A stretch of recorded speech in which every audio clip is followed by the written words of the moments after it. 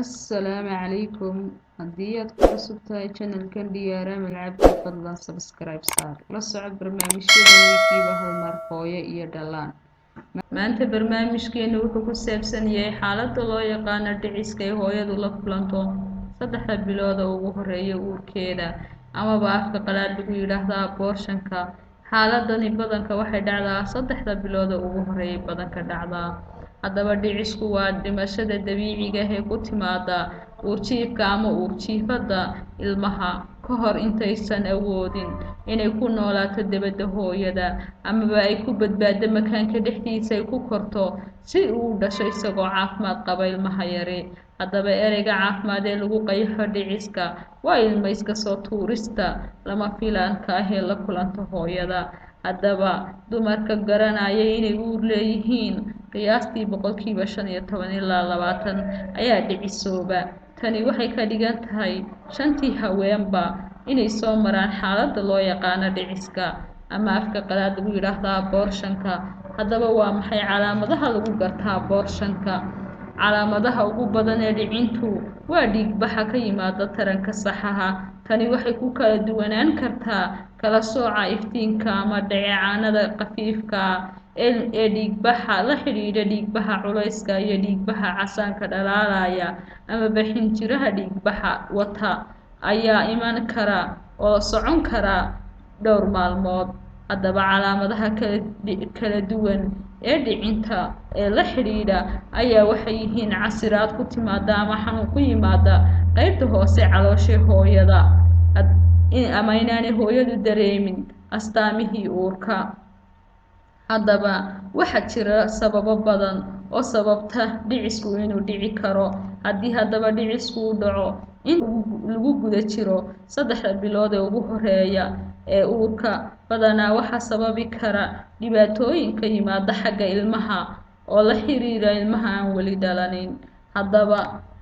Haddii haddaba dhicisku uu dhaco kadib saddexda bilood ee hore ee uurka, waxay noqon kartaa natiijadu waxyaabaha sida hooyada xaaladeeda caafimaad xasaasiga u ah ama hoosaadka u ah ee ilmaha. Haddaba ilmaha dhicisoobay waxaa sidoo kale sababi kara caabuq ku yimaada ilmaha yar ka hor intaanu iman xanuunka dhiigbaxu. Haddaba mararka qaarkood waxaa sababi kara qoorta ilmo galeenka amaba makaanka afkiisa oo loo yaqaano insufficient cervix oo aan xidhmin ayaa badanka sababta si degdegana u sababta dhiciska.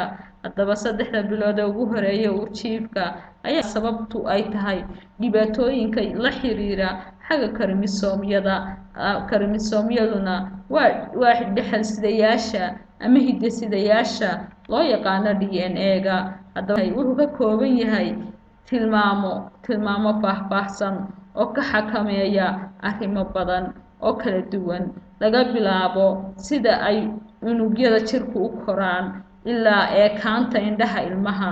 Mararka qaarkood waxaa qaldami kara koromosoomyo badan oo ilmuhu uu helo ayaa dhici karta. Koromosoomyada baa sababi kara, taasina waxay macnaheedu tahay inaanu awoodin inuu si fiican ilmahaasi u koro.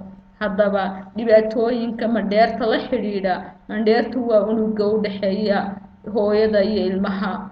Haddii haddaba dhibaato ka timaado korriinka mandheerta, waxay sababi kartaa iyaduna dhiciska. Haddaba hooyada da'deedu iyaduna waxay hogaamin kartaa dhiciska. Hooyada da'deedu u dhaxayso 35 ilaa 39, hooyadu inay cayilan tahay ama ay buuran tahay iyaduna waa sababta keeni karta dhiciska. Haddaba hooyadu inay macaan qabto ama dhiig kar qabtona waa sababta la xiriiri karta inuu dhicis yimaado. Ama xanuunada ku dhaca kelyaha ama qanjirka loo yaqaano thyroid-ka oo aan la xakameynin. Caabuqyada kala duwan ee ku dhaca xubnaha taranka iyo hooyadoo qaadata dawooyinka aan xilliga hooyadu uurka leedahay aan loo ogolayn inay qaadato. Haddaba waxaan leenahay haddaad xaaladan isku aragto ama calaamadahan isku aragto, la xidhiidh goobta caafimaad ee kuugu dhow amaba dhakhtarkaagii. Waa inaad la xidhiidho sida ugu degdega ugu macquulsan.